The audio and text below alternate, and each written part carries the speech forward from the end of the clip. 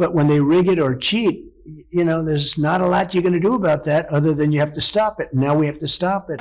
And Trump brought the same sophomoric energy to the last and perhaps most important part of his first debate in 2020. Again, I had kind of blocked this out, or I knew that this had happened, but I'd forgotten, right? Last part of the debate, questions about whether the election would be free, fair, and acceptable to candidates. And already, Trump was sowing the seeds of the big lie and all the associated conspiracy theories if he lost. If you look at Pennsylvania, if you look at certain states that have been shut down, they have Democrat governors all. One of the reasons they're shut down is because they want to keep it shut down until after the election on November 3rd. I want to move on to another subject. I want to move on to another. Did you see what's going on? Take a look at West Virginia, mailmen selling the ballots. They're being sold. They're being dumped in rivers. This is a horrible thing for our country. This is not going to end well. This is not going to end well. Will you urge your supporters to stay calm during this extended period, not to engage in any civil unrest? And will you pledge tonight that you will not declare victory until the election has been independently certified? President Trump, you go first. I'm urging my supporters to go into the polls and watch very carefully, because that's what has to happen. I am urging them to do it. All the warnings were there. It was all there on display in that first debate between Donald Trump and Joe Biden. How does the saying go again? The writing was on the wall. As we gear up for tonight's debate, you may have already witnessed the lengths in which Trump HQ have gone to sow seeds of doubt before, as we say in Scotland, we've even kicked the ball. Joe Biden seen shuffling at the speed of an elderly man with a poor memory as he gingerly makes his way across the tarmac to Camp David.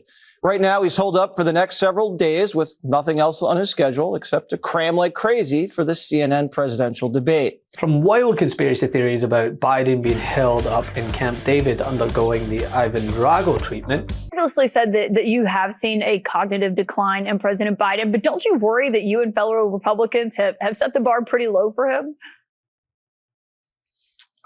Look, I just tell the truth, Caitlin. I mean, I have no personal animus against Joe Biden. Of course, I respect the office, but you know, I've just acknowledged what everyone sees. We can't help how we age. Everybody ages differently at a different pace. My father-in-law is the same exact age as President Biden, but he's on his A game. He works 12 hours a day, runs his small business that he's been running for years, and he's vibrant, and he can do almost anything seemingly. And President Biden cannot. I mean, that's what people see. And so it's a dangerous thing. I take no pleasure in saying it because our adversaries see that as well.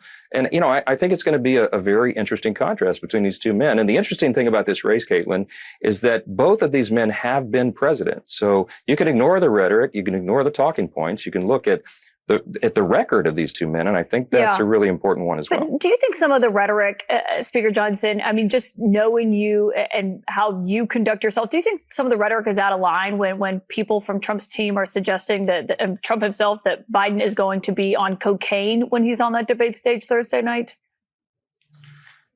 Look, there's a lot of things that are said in jest. Of course, no one expects that Joe Biden would be on cocaine, but they do ask questions, and I think they're objectively. I mean, I think it makes sense why people are asking, will he be on some sort of energy drinks or something? Okay, look, his energy levels, you can see, vary depending on what format he's in and what forum. To attacking the moderators at any opportunity, the moderators that the Trump camp agreed to well in advance of the debate. But he is walking in to a trap. He is walking into a rigged debate. He is walking into an arena filled with people that want to murder him. He's going to stand 10 feet away from Joe Biden, who wants to put him in prison the rest of his life, wants him to die and rot in prison. But I wanted to discuss this segment by MSNBC's Chris Hayes because it's important before the debate. It's a segment that took us back 4 years ago. You know, that period of time in which Trump continues to recall blissfully, as if he wasn't on live TV blaming states for not having enough ventilators to save people from dying of the pandemic he woefully mismanaged, and downplayed at every opportunity. I don't believe you need 40,000 or 30,000 ventilators.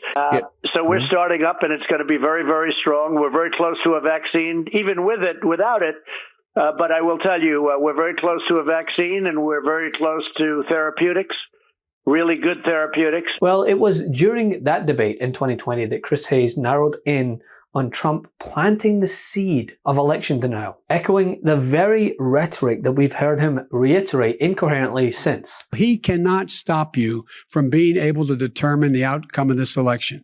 And in terms of whether or not when the votes are counted, and they're all counted, that will be accepted. If I win, that will be accepted. If I lose, that'll be accepted. But by the way, if in fact he says he's not sure what he's going to accept, well, let me tell you something. It doesn't matter. Because if we get the votes, it's going to be all over. He's going to go. He can't stay in power. It won't happen. It won't happen. So vote. You know how that all played out. On January 6th, with the Capitol insurrection, as thousands of Trump supporters led by militant groups like the Proud Boys, many of whom have been convicted of sedition, nearly tried to kill Trump's own vice president to stop the certification of the election, bashing in the brains of cops, leaving them bloody, breaking windows. So it's worth playing this portion of that first debate, the one you probably do remember. You have repeatedly criticized the vice president for not specifically calling out Antifa and other left-wing extremist groups. But are you willing tonight to condemn white supremacists and militia groups and to say that they need to stand down and not add to the violence in a number of these cities, as we saw in Kenosha and as we've seen in Portland? Sure, are you I'm prepared to do specifically do it? Well, go ahead, sir. I would say almost everything I see is from the left wing, not from the right wing. So what are you saying? I'm willing to do anything. I want to see peace. Then do it, sir. Say it. Do it. Say it. Do you want to call him? What do you want to call him? Give me a name. Give me a white name. Supremacists and who would you like me to condemn? White supremacists and right Proud Boys. Stand back and stand by. And this is exactly what Bernie Sanders warned of before a single vote was cast. That Trump and his minions had been plotting the conditions needed for a January 6th type insurrection long before that dreadful day, by consistently undermining the legitimacy of the election process, spreading misinformation wherever they were given the oxygen to do so that when the results emerged, they'd already done the groundwork. Trump is winning in Michigan. He's winning in Pennsylvania. He's winning in Wisconsin. And he gets on the television. He says, "Thank you, Americans, for reelecting me. It's all over. Have a good day." But then the next day and the day following, all of those mail-in ballots start getting counted. And it turns out that Biden has won those states. At which point Trump says, "See, I told you the whole thing was fraudulent. I told you those mail-in ballots were crooked. And we're not going to leave office." So that is a worry that I and a lot of people have. So the results, we don't know what's happened. Maybe the results will be in our election next. And the reason I highlight this now ahead of tonight is because I guarantee they'll be doing the same thing. The radical left Democrats rigged the presidential election in 2020, and we're not going to let them rig the presidential election in 2024. And every time, we're not going to let him do it. I mean, let's set aside the utterly abhorrent and depressing reality that this man is still able to get back on stage and plot against the country again after the damage that he's already done. But sure, white privilege doesn't exist, right? Roughly, perhaps 20 to 30% of the American public still thinks that the most secure, transparent, and verified election we've ever had, there was something wrong with. And that potentially could be problematic for 2024 and the aftermath. We have to be prepared for this and call it to attention, because just as Trump HQ have done nothing but try to overshadow the substance of the debate by diverting attention to the moderators. This is not going to be a fair debate on Thursday. And President Trump knows that, Steve.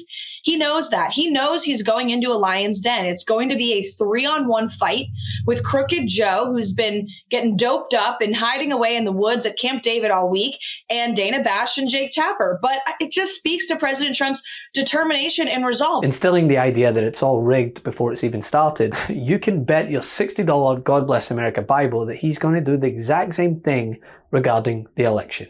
All the warnings were there. It was all there on display in that first debate between Donald Trump and Joe Biden before the election, before January 6th. It was clear as day, as it has been, honestly, from the time he came down the escalator. But certainly in that moment, who Donald Trump was and what he was about and what he was going to do about an election if he lost, right?